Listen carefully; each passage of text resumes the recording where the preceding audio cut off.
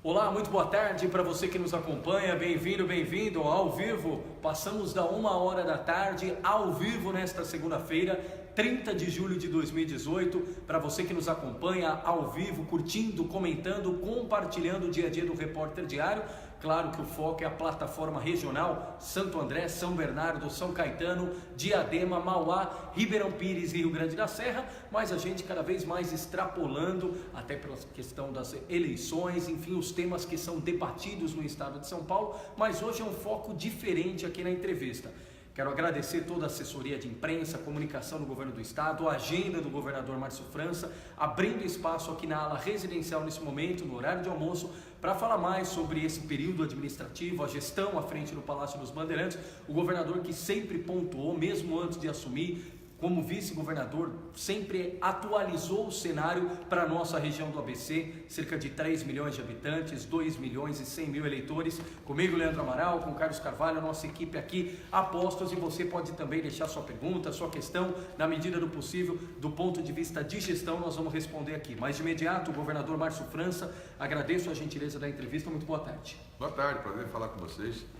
E veio aqui, acho que para filar o almoço. Aí não pegou o almoço, está tentando. E já falou do Santos que perdeu ontem, que é meu time, não é? Pode falar, Leandro, estamos aqui à disposição. Vamos falar de gestão. E o Carlos Carvalho, que está aqui conosco também, vai interagir. Carlos Carvalho. Mas de imediato, governador, eu me lembro na última entrevista que nós fizemos, exclusiva, pouquinho antes do senhor assumir o governo do estado, em abril, o senhor falava que o maior desafio era dar sequência ao legado do governador Geraldo Alckmin. O senhor foi eleito vice-governador, participou efetivamente das discussões, mas que dentro do possível ia dar a cara do Márcio França à gestão do estado de São Paulo. O que foi possível fazer ao longo desses quase 4 meses, que serão completados agora no início de agosto, à frente aqui do Palácio? Olha, nesses 4 meses já aconteceu de tudo um pouco, né? Foi preso um presidente da República, né, no dia seguinte que eu tomei posse, caiu um prédio no incêndio, teve uma rebelião de presídio, já caíram 2 aviões, teve uma greve de 11 dias de caminhoneiro que parou o Brasil, enfim. O que deu para perceber é uma mudança de jeito, de estilo, e nós temos um jeito diferente, né? O governador Alckmin estava aqui há muitos anos, o estilo dele é uma pessoa extremamente idônea, isso os adversários reconhecem, né? Mas ele é uma pessoa fechada, uma pessoa que não tem o formato de dialogar com todo mundo, porque é o estilo dele, né? E no meu caso em especial, a gente conseguiu, acho que mostrar para as pessoas, especialmente para o servidor público, uma mudança de relacionamento com os sindicatos, com as bases mais populares, enfim, porque é o meu histórico de vida, né? Por exemplo, nós recebemos aqui a POSP, a moça da POSP falou, olha, estou há 20 anos lá, nunca fui recebida no Palácio, né? A imprensa, normalmente você não tem acesso a falar com o governador, né? Eu falo com você por zap várias vezes, né? Então, assim, é mais acessibilidade, mais acesso a quem é governador. E, ao mesmo tempo, demonstrando que é possível, a partir de São Paulo, você liderar um pouco do que acontece no Brasil. O episódio dos caminhoneiros foi sintomático, né? Aqui nessa sala, o presidente Temer veio aqui depois de 11 dias de greve de caminhoneiro, o Brasil inteiro parado, as pessoas assustadas, e ele falou, Márcio, mas será que a gente consegue resolver isso? Eu digo, presidente, se eu que sou o governador, o senhor que é o presidente, não consegue, quem é que vai resolver esse problema? Porque o estilo da pessoa acaba conduzindo. Eu não me sentia à vontade de ficar me omitindo numa greve daquela que estava começando a entrar na violência, enfim, nas situações, né? E, por exemplo, o relacionamento com os prefeitos. Quantos convênios nós fizemos com os prefeitos, ajudando as prefeituras, numa área que até então ninguém ajudava, de pavimentação, a relação com a Sabesp, né, que todos abriram, inclusive aí no ABC, várias cidades passaram a ter interlocução com a possibilidade de fazer o convênio com a Sabesp, estava parada há anos, 20 anos, 25 anos, né? Mauá está fazendo agora, Santo André tem interesse em fazer, quebrando paradigmas, porque assim, nós todos estamos aqui de passagem, eu e todo mundo que está nos cargos públicos está de passagem, a população está definitiva, cada um no seu lugar. E isso não importa partido, eu assinei convênio com todos os partidos, quer dizer, não faço distinção, essa história partidária. Não teve preferência para quem é aliado político partidário? Não, porque isso chega a ser meio infantil. Só quem não é muito da área pensa que uma eleição de governador de São Paulo, que é um dos estados mais importantes do mundo, que é um país dentro do país, vai ser decidida porque o Joãozinho de tal lugar apoia e o outro não apoia. Sinceramente, não vai ser isso. Senão, nunca haveria essas mudanças. O que acontece na prática? As eleições são conceituais, são conceitos, ou seja, você tem grandes conceitos e nesses conceitos é que as pessoas avaliam, não tem nada a ver com Claro que o apoio é muito importante, mas não é isso que é decisivo. Então, por isso que eu digo que nós aqui na tarefa de governo, nós temos a obrigação de ajudar a todos, independente da questão partidária, e mais do que isso, né? Acho que é possível. O que você tem que pesar é o tamanho, a importância da região, e nesse caso o ABC é super importante, não é só porque é grande, mas porque também ajuda a arrecadar muito, é de lá que vem boa parte da riqueza, né? Agora, com tudo isso, o Estado de São Paulo tem uma sobra anual de 7, 8 bilhões de reais. Essa é a sobra do Estado de São Paulo, o que arrecada e o que gasta. O que gasta com funcionalismo, com água, com luz, enfim. Esses 7, 8 bilhões, é claro que eles não são suficientes para fazer todas as obras que existem no Estado. E especialmente eu que assumi há 3 meses e pouco, tudo que estava no orçamento tem que ser cumprido. Eu não posso desfazer. São Paulo não é uma brincadeirinha que você possa arriscar, muda lá, muda aqui. Isso aqui é uma estrutura que tem mais de 800 mil funcionários públicos. 800 mil. Tem 200 mil de OS, OCIP, terceirizado. Tem mais de 200 mil aposentados, né? Então é uma estrutura muito grande. Se a pessoa que vier não tiver noção administrativa, ela trava a máquina toda, ela para a máquina toda, para tudo em todo lugar, vai faltar. Muita gente acha, e avalia mal, que você pode dispor do serviço público. Quer dizer, você pode enxugar e tirar o serviço público, para enquadrar no orçamento. Mas, Leandro, você sabe, a maioria das pessoas, você que está me assistindo aí, eu sempre faço essa pergunta. Você estudou em escola pública? Porque eu estudei em escola pública. E a maioria dos que eu conheço estudou em escola pública. Então as pessoas dependem da escola pública. Não adianta vir com esse papo furado de que a escola pode ser todo mundo privado. É tudo bem, quem vai pagar? As pessoas não têm dinheiro para pagar. Não, mas é R$180, é barato. R$180, uma pessoa humilde não tem condição de pagar 3 filhos numa escola. Do atual modelo, do organograma administrativo da máquina estadual, o senhor defende a permanência de tudo como está no que diz respeito a essa divisão público-privado. O senhor não defende nenhuma privatização do que existe hoje na estrutura? Não, tem coisas que sim. Nós estamos fazendo a privatização da CESP, por exemplo. Eu não tenho nenhum preconceito com relação à privatização. Por que está certo fazer o da CESP? Por uma razão. A CESP administrava, por exemplo, várias usinas hidrelétricas e, de repente, a CESP deixou de ter que... Ela não tem mais essas, foram vendidas, né? Todas essas coisas foram vendidas. Aliás, o governo federal tirou da gente. Então, não tem sentido você ter uma estrutura desse tamanho para tomar conta de uma coisa menor. Você pode ter alguém privado que faça com muito mais eficiência. Agora, isso é um assunto. Agora, quando você fala, vamos privatizar as coisas, tudo bem. Eu pergunto, a Lúcia, minha mulher, essa semana passada, nós temos 32 anos de casado. E aí, como eu não havia, há tanto tempo que a gente mora aqui, mas a gente nem consegue se encontrar, eu falei, vamos jantar fora, tal. Vamos. E ela saiu triste, eu percebi que ela estava magoada. Eu falei, o que houve, Lúcia? Eu fui na Zona Leste, fui ver o hospital nosso lá na Santa Marcelina, grande hospital, que é das irmãs, mas a gente ajuda financeiramente. Enfim. Ela foi visitar uma ala de câncer, com crianças de câncer infantil, 20 e poucas crianças. Eu pergunto, se não tivesse do Estado, você ia colocar onde essas crianças? Você que usa a estrutura dos hospitais aí do ABC. Mas tem muito problema. Tem problema, mas se não tivesse esses aí, nós íamos para onde? A multidão das pessoas depende do serviço público. Nós não temos que acabar com as escolas públicas, nós temos que melhorar as escolas públicas. Nós não temos que acabar com o hospital público, nós temos que melhorar os hospitais públicos. Compreende? Há uma sensação de que você, tornando tudo privado, ficaria melhor. O serviço fica melhor prestado, há essa sensação. Eu sei, mas eu digo, tudo bem. Eu acabei de voltar hoje do Poupa Tempo lá da Sé, da Praça da Sé. O serviço não é bom? Você que usa o Poupa Tempo, você acha o serviço bom? Então, se pode ser bom público, por que não tem que ter tudo bom e público? Agora, o que está errado é ser um serviço que não é bom e ser público. E aí, tanto faz ser público ou privado, porque, como eu te disse, não tem sentido você ter um serviço que todo mundo usa. Olha, um bom exemplo é como é que você faz isso. Quer dizer, imagine no ensino médio. Nós formamos 450 mil alunos por ano no estado. 450 mil alunos 450 mil no terceiro ano do ensino médio. Para onde vão essas pessoas? Porque às vezes você vê na televisão umas escolas bonitas, do Sistema S, por exemplo. Né? São escolas bacanas, todo mundo sabe que é um bom serviço. Mas é pago. Tem que esclarecer para as pessoas que é pago. Tem uma mensalidade, todo mundo paga a mensalidade. A pergunta é, você pode pagar? Porque, sinceramente, as pessoas que eu conheço, mais humildes, não podem pagar. Se você pagar 3 meninos pagando, dá 500 e poucos reais por mês. A pessoa ganha 800. Eu estava contando para o Clóvis aqui, essa semana passada eu fui no Tribunal de Contas da União. E eu viajei de voo de carreira, fui para o Cumbica.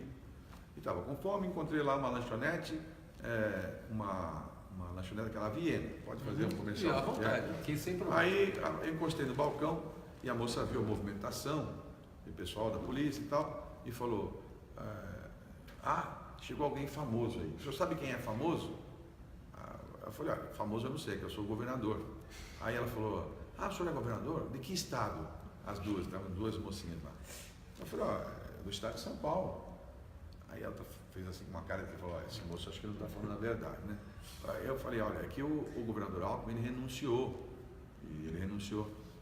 Renunciou? Ele vai ser candidato a presidente. Ele vai ser candidato a presidente. É bom, para tirar a Dilma. Eu falei, não, a Dilma já saiu. Aí ela falou, não, ficou o Lula, sua boba. A outra falou. Eu falei, não tem mais Lula também.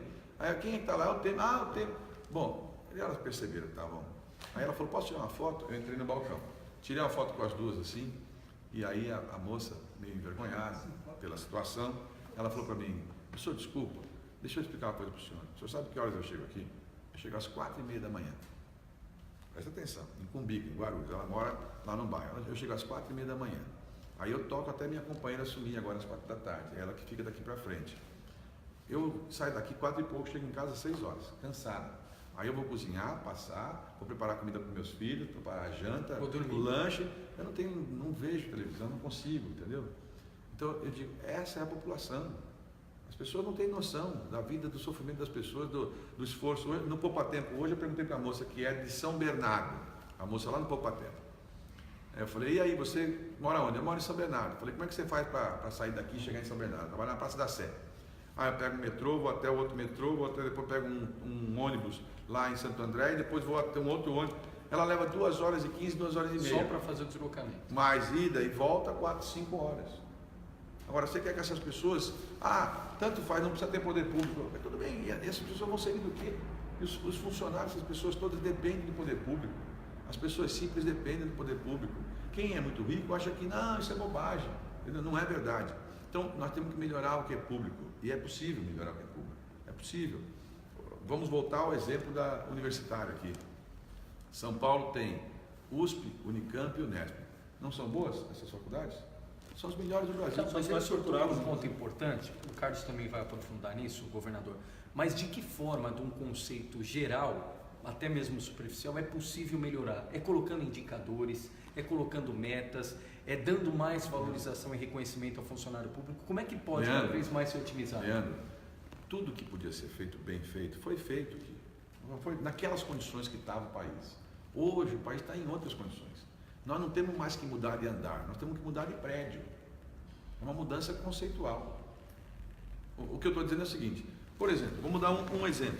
Metrô do ABC, que é um assunto forte, né? O metrô do ABC. Demanda antiga da Antiga e tal. Há quantos anos você ouve essa história? Desde a campanha eleitoral de 2008. Muito bem. Eu faço o metrô do ABC em pouco tempo, mas mudando completamente a regra. Não sei se você sabe como é que é feito o metrô, você sabe? Uma linha de metrô custa 8 a 10 bilhões. De 8 a 10 bilhões. Se depender do Estado, tirar o dinheiro do Estado e pagar uma linha para fazer a linha do ABC, vai levar mais 10, 20 anos. É isso. As linhas demoram 10, 20 anos cada uma das linhas, porque tira um pedacinho para cá, um pedacinho para lá, um pedacinho para lá. Não tira só para uma linha, entendeu? Então, e fora isso, tem que fazer hospital, tem que fazer AME, tem que fazer escola, tem que fazer faculdade, tem que fazer uma série de coisas. Nós temos que mudar os conceitos. Eu pergunto uma coisa.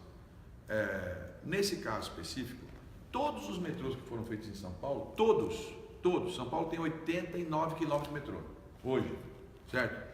O rodoanel todinho que foi feito, todo o rodoanel, nunca, ninguém que foi beneficiado diretamente no seu imóvel com essa obra, teve que pagar nada.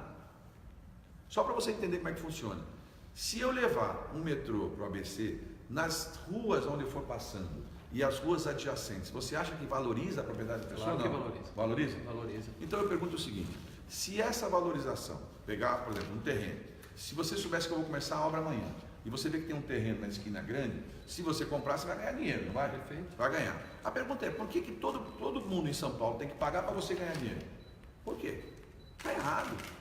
Ou seja, eu quando fui prefeito em São Vicente, você sabe que eu fui reeleito com 93% dos votos, né? Eu fiz toda a pavimentação naquela época, numa cidade que não tinha dinheiro para nada, através de um instrumento chamado contribuição de melhoria. Ela é polêmica. As pessoas, como é que funciona isso? É o seguinte, se você vai fazer uma obra que valoriza diretamente um determinado grupo de propriedades, um pedaço dessa valorização a pessoa tem que indenizar de volta para você fazer mais obra. Com isso, você resolve todo o problema de falta de recurso. Uma diferença. Aí vem a grande diferença. Só pode ser cobrada depois de pronta a obra. Perfeito. Aí é que está a diferença. Não tem chance Não do tem erro, não é um enrolação. investimento no Não. É só um bônus. Eu avalio todas as áreas que são favorecidas. Todas as áreas. Depois da área avaliada e publicada nos órgãos públicos ou nos órgãos privados, quanto vale cada propriedade. Depois eu faço a obra. E depois da obra pronta, eu publico de novo dizendo quanto que passou a valer essas propriedades. E um percentual disso você indeniza a obra.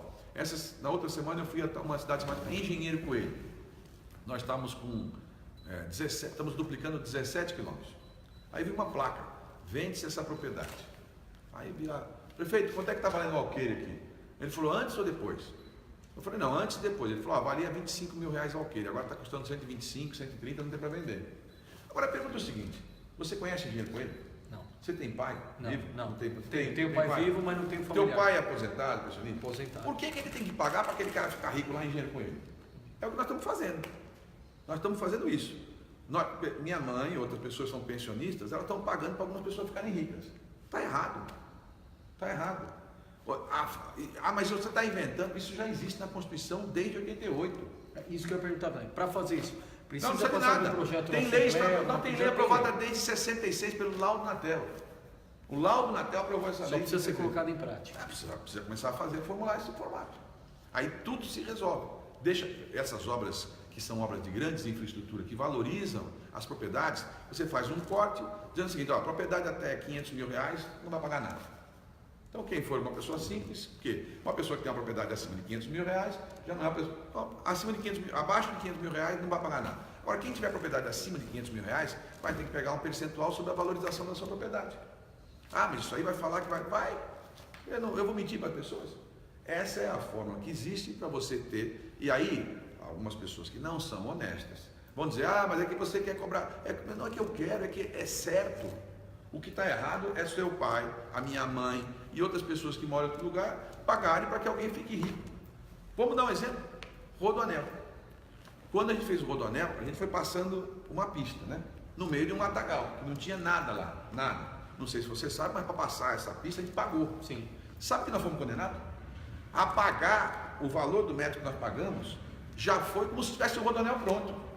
Ainda tem mais essa. Nós mesmo não pagamos antes dele ser construído. Claro, antes dele ser construído, como já tinha especulação do que ia acontecer, os proprietários cobraram da gente e muita gente malandra, muita gente especuladora, sabendo que vai passar alguma coisa, compra antes. Compra antes, não é proibido, ele vai lá e compra antes. Aí nós passamos, desapropriamos, pagamos para a pessoa. Depois de pagar, a gente cria um acesso para a pessoa. Aí um terreno que valia R$120 no metro quadrado, passa a valer R$5 mil no metro quadrado. Você acha que está certo isso? E as pessoas pegando o ônibus todo dia, porque não tem o metrô no ABC? As pessoas tendo que sacrificar 5 horas do seu dia? Não está certo isso. Então, essa é uma mudança de conceito. Ou seja, não é uma mudança simples, é uma mudança completa. Porque aí, por exemplo, se o Rodoanel custou 30 bi, se tivesse o 30 bi, fazia 3 metrôs do ABC. Fazia 3. São Paulo tem 80 km de metrô, mas podia ter 300. É o que tinha que ter. Agora, eu estou inventando isso? Não, está na lei, está na regra, está na Constituição Estadual, Federal, tem lei, e com um agravante. Vá ver a Coreia. Pega o exemplo da Coreia. A Coreia, todo o metrô foi feito com contribuição de melhoria. Que é um nome que se dá o seguinte, indenize aquilo que você valorizou na sua propriedade. Um percentual. Nós fizemos uma conta outro dia para mostrar. Sabe quanto estava dando a parcela? Quanto? Das áreas atingidas? Entre 80 e 130 reais por 2 anos. Para os imóveis atingidos. Você acha que se eu explicasse para a população, aquelas áreas atingidas, as pessoas não vão pagar? Eu acho que elas vão. Eu acho que elas vão. Elas vão dizer, olha, tudo bem, eu não gosto de pagar, ninguém gosta de pagar. Mas se é certo, é certo. Porque a sua propriedade vai valorizar. Agora, o pior é eu não fazer, não resolver e ficar lá todo mundo dizendo que está errado. Entendeu? Então, o mesmo caso eu falei há pouco sobre a história da universidade, só para concluir. Sim. São Paulo tem 3 universidades. Quem paga essa universidade, você sabe, meu amigo? Sabe quem paga as melhores faculdades do Brasil? Você, eu, o pai dele, a sua mãe, todo mundo paga. Quando você compra 1 quilo de café, 18% é imposto. ICMS chama, 18%. Desse 18%, depois de separar da parte do município, 5% vai para a USP, 2,5% Unicamp, 2,5% Unesp, mais ou menos. 3% é Paula Souza, que é FATEC e ETEC. Então, nós todos mantemos a maior estrutura universitária do mundo aqui em São Paulo. É orgulho para a gente. Então, não está errado. O problema é, USP, Unicamp e Unesp dão 20 mil vagas de vestibular por ano.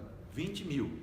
Olha, se eu formo 450 mil e dá 20 mil vagas, só que tem o seguinte, das 20 mil, metade quem passa são as escolas particulares. Então sobra 10 mil vagas. O menino vai fazer o ensino médio, ele fala, olha, eu até gostaria de fazer, mas eu não tenho condição. Eu não tenho condição de pagar, meu pai não pode pagar. E além disso, eu não vou passar numa escola pública. Não tinha solução. Não tem solução, porque para você fazer para todo mundo custaria muito mais caro. Tem solução? Tem. Porque hoje, os meninos, que idade você tem? Eu, 29. 29, já é mais velhinho, né? Eu tenho 55. O meu neto estava aqui comigo ontem, o Enzo, ele tem 7 anos. Ele mexe aqui no celular, ele atua aqui nessas coisas das redes sociais, faz tudo. Abaixa aplicativo, você sabe que o jovem hoje tem essa facilidade. Você conhece algum menino de 17, 18, 16 anos que não sabe mexer nisso? Não existe praticamente. Todos sabem mexer. Todos têm um celular, mexem no computador e tal. Bem, as melhores universidades do mundo, a de Londres, Joanesburgo, várias delas, podem ser feitas à distância, com a mesma qualidade. O que nós fizemos? Gravamos com o USP, fizemos convênio com o Unicamp, né? Gravamos os principais professores das principais faculdades, criamos, já tinha uma universidade chamada Univesp, que é ensino à distância. Depois 7 técnicos. Vamos ficar com 14 opções, com a seguinte garantia, Leandro, daqui a um ano, esteja quem estiver aqui, daqui a um ano apenas, todo menino, toda moça que se formar no ensino médio de São Paulo tem o direito de ter uma vaga na faculdade ou no curso técnico sem vestibular, para fazer na sua própria cidade. Vai fazer aí em Mauá, vai fazer aí em Diadema, vai fazer aí em São Bernardo. Você não acha que isso muda a vida das pessoas? Dá uma chance para a pessoa? Se ela puder fazer pedagogia, se formar na Univesp, Universidade de São Paulo. Bem, nós saímos de 3 mil vagas há um ano para 55 mil vagas agora. De 3 mil para 55 mil. Já é a segunda maior universidade. Agora, teve que mudar de prédio. Não foi mudar de andar, teve que mudar de prédio. Quer dizer, a mesma coisa. Qual é o grande problema hoje de São Paulo? Onde eu ando? Márcio, violência. Violência, violência. Medo da violência. Meu filho saiu à noite, volta à noite. E é o seguinte, não sei se vocês sabem, 20 anos atrás, nós tínhamos 40 mil presidiários. Sabe quanto nós temos agora? 230 mil presidiários. Quase 6 vezes, né? 6 vezes, quase 6 vezes. Bom, se essa proporção se mantiver, daqui a 20 anos nós vamos ter 1,5 milhão de presos. Agora, quem está pagando isso? Você, eu, todo mundo. Essa é uma coisa ilógica. Se você for colocando mais gente, se montar uma estrutura, você tem que ter a polícia mais bem aparelhada, mais bem paga, mas é evidente que você pode colocar quanta polícia você quiser, que você vai continuar prendendo mais gente. Por exemplo, nós temos hoje 130 mil policiais, entre policiais civis, 20 e poucos mil, 30 mil, 80 mil militares e mais 20 e poucos mil que são policiais dos presídios, que eu chamo de polícia porque eles deveriam ser polícia. São 130 mil ou mais. A pessoa tem uma sensação de segurança? Não tem. Os homicídios são baixos em São Paulo, são os melhores índices do Brasil, comparado com outros lugares do mundo, mas a sensação não é. Então, qual é a inversão? Quando eu fui prefeito, São Vicente também era a cidade mais violenta do Brasil, uma das mais violentas de São Paulo. Por que inverteu? Porque nós demos uma oportunidade de pegar um menino com 18 anos e começamos um programa chamado Alistamento Civil. No Alistamento Civil, todo rapaz dispensado do Exército que fosse vulnerável, ele era convidado a trabalhar conosco na prefeitura. Recebe uma bolsa, R$500 por mês, uniforme, trabalha com radiocomunicação e é obrigado a fazer um curso técnico e voltar a estudar. Em 10 anos, morriam de 15 a 20 rapazes de 18 anos por ano. Não morreu nenhum. A cidade que era mais violenta despencou para menos de 100. Vocês têm noção, na Fundação Casa, tem 8 mil rapazes. Sabe quanto custa cada rapaz lá dentro? Quanto? 11 mil reais. Cada um. Cada um. Tem lógica isso? Quantos mais nós vamos colocar lá dentro? Não é muito mais fácil dar uma chance para o menino lá na entrada? Com 16, com 17, com 18? Então, isso é uma mudança. Nós vamos começar o programa agora. Agora, em agosto, começa o programa já em algumas cidades. Nós vamos começar com as 16 cidades que eram as mais violentas por região. É que o ABC, por incrível, não tinha nenhuma. A cidade da Grande São Paulo mais violenta era Carapicuíba. Vai começar lá o programa.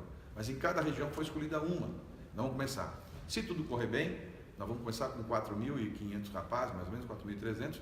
No ano que vem, começam 80 mil. Começa quando, governador? Começa agora, em agosto já. Já é agosto. Bolsa de R$500, uniforme, vai ficar conosco 4 horas, vai fazer curso técnico, é obrigado a estudar. Cada 30 meninos tem um tutor que monitora ele o tempo todo. Vamos ver se a violência não despenca. Vai despencar. Muito bem, só para você concluir. Sabe quantos podem ser na ABC? Diadema tem 400 mil habitantes. Isso. Vai dar uns 1.200 rapazes. São Bernardo tem quantos habitantes? Quase 1 milhão. Quase 1 milhão. E poucos mil. Vai dar uns 2.500, 2.600 rapazes de 18 anos. Enfim, claro que se toda essa gente tiver uma chance, você tirar do lado de lá e trouxer para o lado de cá, você dá uma oportunidade. Agora, o que eu quero dizer com isso é o seguinte: essa é uma mudança de conceito. É uma mudança completa de conceito. Ao invés de você ficar... Porque onde eu ando, as pessoas falam, precisa de mais polícia, mais polícia, mais polícia. Né? E não é só a quantidade. Não é só a quantidade, é o seguinte: um policial que deveria estar muito mais bem remunerado, você pega o mesmo orçamento e divide para mais gente. Claro, você tem 20 mil policiais, divide um orçamento. Se tiver 80 mil policiais, você vai dividir o mesmo orçamento. Porque não tem outro recurso. Compreende? Você vai dividir o mesmo orçamento. Então, é claro, essas mudanças conceituais, elas dependem de alguma coisa nova, diferente, mas que tenha um pouco de, eu penso assim, né, de noção jurídica, de noção administrativa, porque aqui não dá para você arriscar, né, não é uma coisa qualquer. E eu tenho tido um grande prazer de ser governador de São Paulo e tenho me honrado. Eu sei que tem questões pontuais lá na ABC importantes, hospital, saúde, a crise financeira agora em Mauá, que não é de hoje, porque Mauá já era uma cidade difícil desde o tempo que eu era prefeito, há 30 anos atrás, né? Nós queremos colocar à disposição o governo de São Paulo. Para mim não importa o prefeito, a prefeita, o que importa é o governo ajudar nos hospitais, enfim. Agora, é preciso que a gente tenha, porque nesse período eleitoral ainda tem mais essa agravante, várias coisas ficam proibidas, inclusive repasse de recurso, que é outro absurdo. Você não pode repassar recurso, né? Então a gente tem tentado fazer ajuda através de, por exemplo, eu coloco mais coisa na saúde pública que tem lá, tal que existe. Quer dizer, eu faço convênio via Sabesp. Por exemplo, se a Sabesp fizer um acordo, eu posso passar recurso via Sabesp, aí pode passar o recurso, entendeu? E tem boa vontade lá da prefeitura em fazer isso, né? Eu tenho a impressão que a gente vai passar por um período agora, porque depois passa o processo eleitoral e as coisas voltam ao seu lugar, né? Nesse momento é sempre mais difícil, porque fica todo mundo tenso. Um tensionamento maior, né? Depois passa, você nem lembra direito como é que foi o negócio. Agora, estou animado. O Brasil voltou a dar uma... Se não fosse a greve dos caminhoneiros, nós estávamos lá em cima, né? Que a greve super justa paralisou e assustou as pessoas. Mas eu estou convencido que o governo de São Paulo é muito sólido e tem as condições de poder fazer a virada e, mais do que isso, ajudar a liderar o Brasil. Governador do Estado de São Paulo, Márcio França, aqui conosco, nos atendendo na ala residencial aqui do espaço, aqui toda a estrutura física, aqui na sede do Palácio dos Bandeirantes em São Paulo, falando da gestão, vai completar aí 4 meses à frente do Palácio dos Bandeirantes, agora no começo de agosto, e o Carlos Carvalho também conosco. Carlos, não dá para nominar aí todas as pessoas, porque muita gente com certeza, e até para não fazer, não priorizar uma em detrimento da outra, como é que está aí e do que você sente das pessoas? Fica à vontade para indagar o governador também sobre alguma área vital aí para o dia a dia do ABC em especial. Então, Leandro, é que aqui as perguntas são mais baseadas em algumas coisas bem locais, pontuais aqui do ABC Paulista, mas também de muitos assuntos variados, às vezes que não são tão falados. Por exemplo, a Kelly agradecendo a criação da Subsecretaria de Defesa Animal, vários defensores da causa animal também agradecendo a esse ponto, o pessoal dizendo boa tarde, e alguns falando... Esse negócio animal vale a pena só porque é sempre polêmico. O que acontece? Não é só um assunto porque eu gosto de animal e a vida inteira lidei com animal. É porque também é econômico. O maior crescimento de São Paulo no ano passado, um dos maiores, foi essa situação PET, produtos PET. Nós crescemos 17, 20%. Então gera emprego, gera negócios. Quantos PETs surgiram em todos os lugares? Claro. Né? É isso. E o pessoal também trazendo outras questões, mas eu sinto que eles falam muito de postura do político no cargo público. Acho que isso que mais implica na vida das pessoas, né? Hoje tem essa polarização esquerda-direita, quando fala que não está em cima do muro, o centrismo e tal, não sei o quê. Qual que é a postura que o governador, independente se a situação é agora ou daqui para frente, o próximo governador tem que ter, tem que mudar para a população saber o que o governador está fazendo, ter o governador como um bom exemplo, porque às vezes não aparece tanto como a gente gostaria, né? É uma dureza você conseguir comunicar com as pessoas. Por isso que eu prezo, quando eu percebo que tem um bom profissional, que é valente, que faz do jeito que é possível, enfim, que resiste. Porque no caso do ABC, por exemplo, é uma tremenda injustiça não ter uma televisão que pudesse ser uma retransmissora. Exatamente. Vocês ficam presos nas imagens que saem da capital. E uma região daquele tamanho era para ter seu próprio sinal, né? Enfim. Mas no caso essa história da esquerda, da direita, enfim, eu acho que a grande preocupação das pessoas é o seguinte: existem bons exemplos de todos os lados. Existem bons exemplos. Estava vendo ontem, porque fui a um lugar e o rapaz falou: olha, o senhor sabe que na Bélgica, né, as principais empresas são todas públicas. Funciona muito bem. Sim. Não é questão de ser público ou privado, é ser bem gerenciado. Né? E tem que ter o perfil, como eu te disse, hoje em dia, a administração pública não é mais como antigamente. A pessoa é um cara simpático e ele vai virar então o prefeito da cidade. Vira o prefeito da cidade, pode dar problema se ele não tiver noção, porque não é mais como era, assim, uma coisa dá para fazer amadoramente, não dá, entendeu? É preciso ter uma certa experiência de vida. Eu estou completando 38 anos de mandatos diferentes, em diversos lugares. Não é uma passagem qualquer, é uma vida fazendo serviço público. Eu venho de uma família que só tem servidor público. Todo meu avô era servidor público, meu pai, eu era servidor público do Poder Judiciário, concursado. Então, para mim, estar fazendo serviço público, chegando nessa posição, é uma honra, uma honra. Agora, eu digo, quando as pessoas às vezes falam, não, tem alguém que é famoso, quer ser prefeito, quer ser governador. Outsider, né? É muito comum isso. Mas as pessoas falam, mas ele já gerenciou, ele já teve essa chance, ele já demonstrou isso. Que se você quiser correr um risco, né, que as pessoas falam, mas claro, não fazem por mal. Porque se você pegar uma pessoa no ABC que é bem sucedida, às vezes ela fala, poxa, mas eu quero dar um melhor de mim para poder fazer uma atuação. Mas o poder público é diferente. Vocês estão acostumados com isso, sabem disso. Tem uma série de regras que não funcionam como se fosse do outro lado, né? Então, eu penso que essa posição de estar hoje no exercício do cargo de governador me permitiu concluir uma carreira de muitos anos, quer dizer, estar nesse exercício e ao mesmo tempo o desafio de você fazer isso a partir do governo do governador Alckmin, que é um homem idôneo, correto, como eu sempre falo, que podia muito bem como outros, vou sair, deixa o governo com dívida. Ele não fez dessa maneira, ele fez corretamente, mas cada um tem seu jeito. É o estilo dele, é o meu estilo, que são diferentes.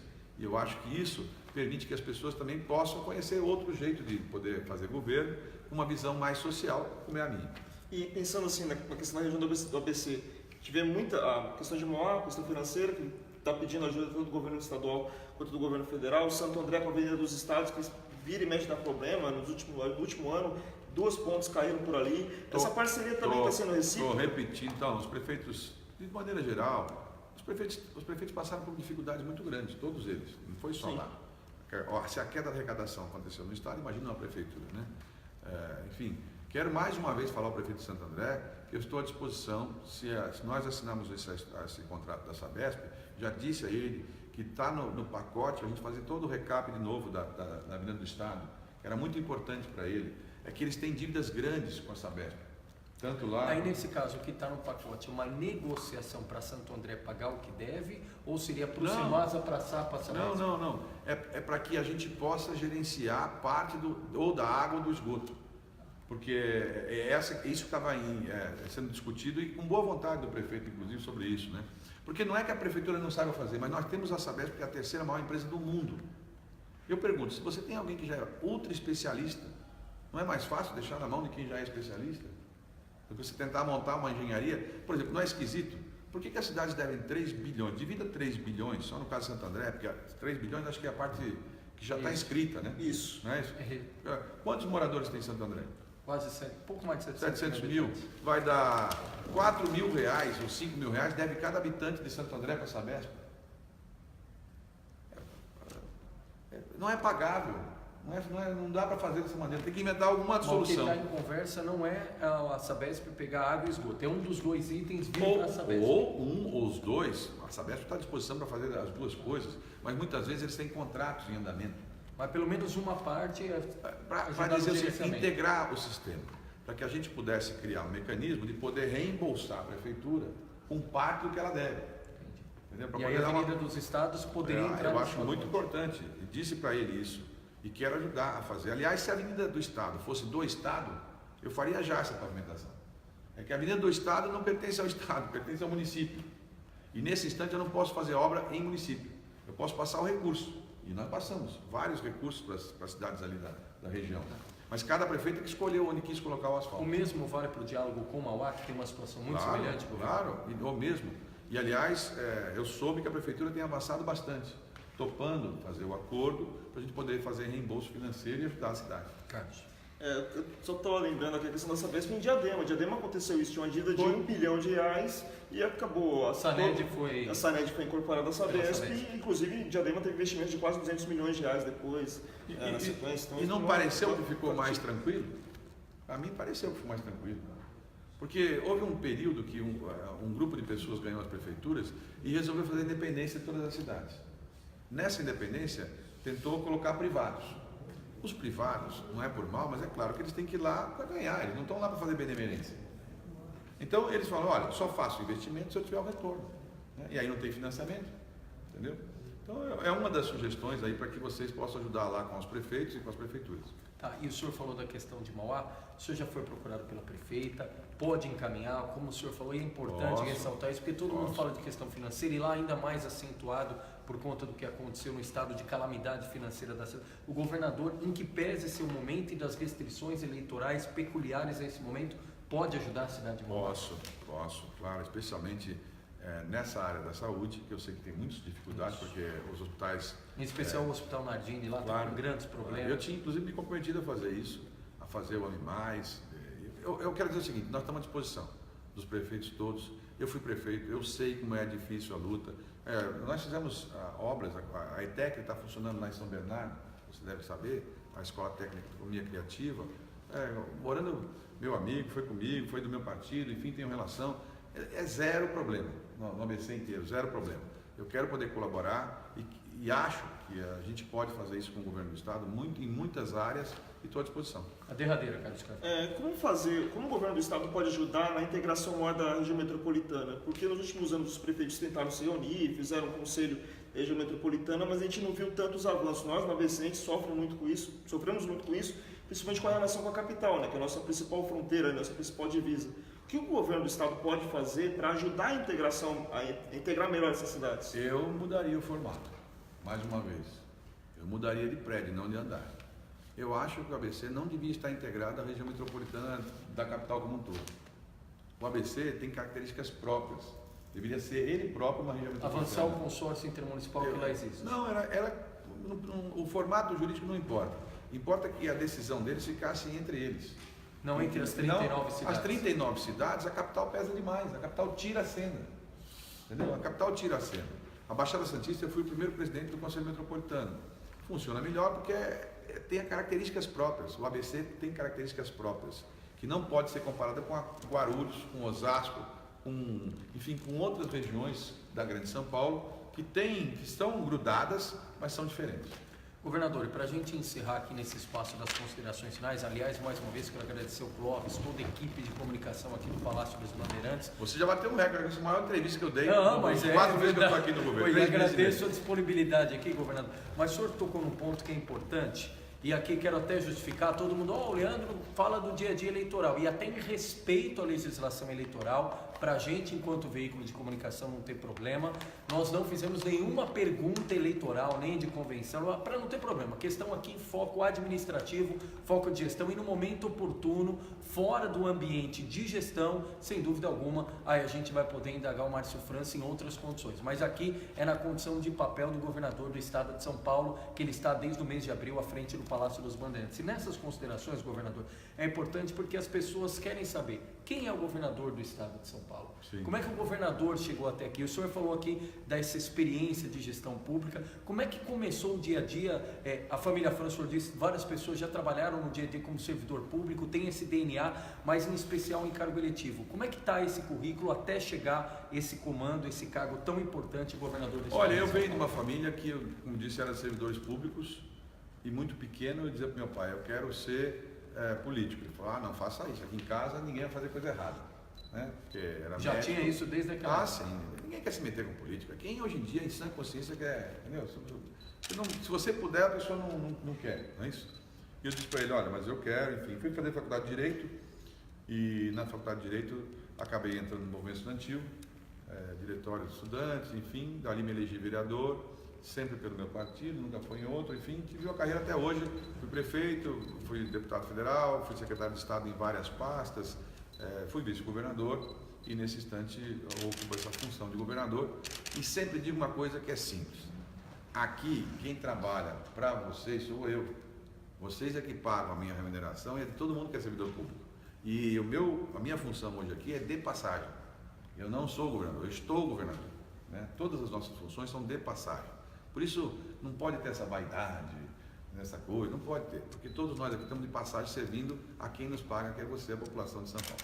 Perfeito. E relembrando aqui, Márcio França, vereador, prefeito, até falou aqui no começo, prefeito reeleito com índice aí, foi maior, né, Márcio França? Foi recorde no Brasil. Estou esperando para passar a taça para um do ABC aí. Quem for reeleito acima de 93%, pode me procurar que eu tenho uma taça que me deram lá. Márcio França, obrigado pela gentileza da entrevista, governador do estado, falando em específico para a região do ABC. Mais uma vez, obrigado. Sucesso na sequência do trabalho à frente do governo do estado. Um abraço. Fiquem todos com Deus. Legal, obrigado, pessoal. Lembrando, 7h30 da noite, como fazemos todos os dias, Carlos Carvalho e eu vamos trazer o resumo do ABC, mais temas aqui dessa entrevista importante, o governador falando de gestão pública, falando da máquina pública do estado de São Paulo, transporte, segurança pública, educação, temas importantes para você que mora, que reside no ABC e, claro, está inserido, integrado ao estado de São Paulo para saber mais do que pensa e do que tem sido feito à frente do governo do estado. Obrigado, pessoal. Até a próxima. Um abraço.